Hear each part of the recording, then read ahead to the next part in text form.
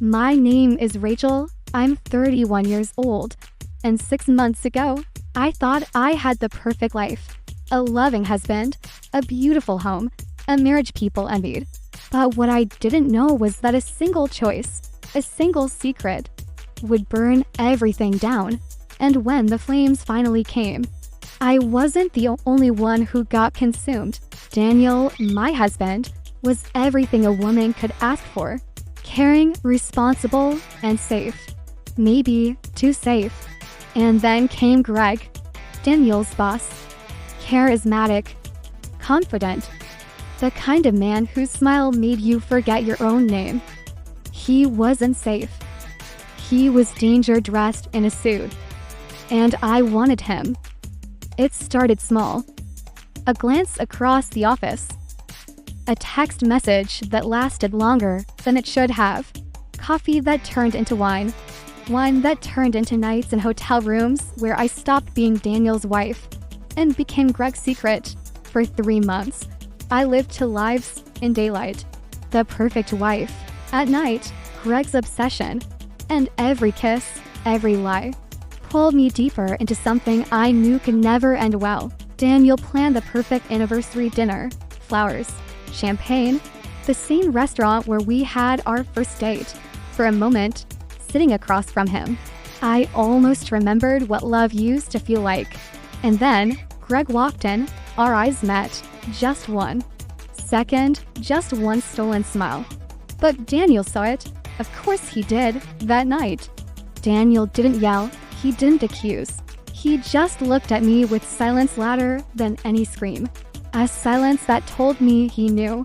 The next morning, Daniel said 6 words that chilled me to the bone. Actions always have consequences. Rachel, I tried to deny. To cry. To explain. But Daniel had proof. Messages. Photos. Even videos.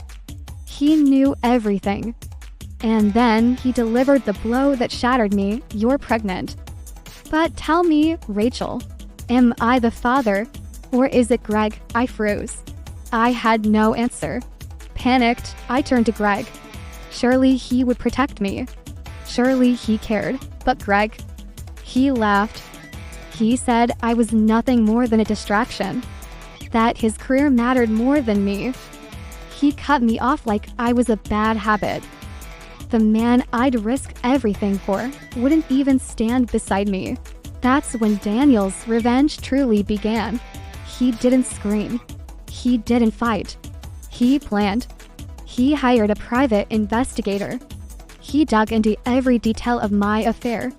He showed the evidence to my parents, my sister, my friends. Suddenly, the people I loved most looked at me like a stranger. And Monica, my younger sister, she was always jealous. Always in my shadow. Daniel knew that. And he used it. One night, Monica came to comfort Daniel, and from there, she didn't leave. Within weeks, my world collapsed. Daniel filed for divorce. He fought for custody of the baby. He froze our joint accounts, and with Monica at his side, he painted me as the villain. My family stopped answering my calls. My mother said, Rachel, you made your bed, now lie in it. And then came the final knife to the heart. Daniel and Monica posted a photo together, smiling, hands entwined, caption, some things fall apart, so better things can fall together. My husband, my sister, my life, gone. Now I sit here, alone, broken, and pregnant, wondering where I went wrong.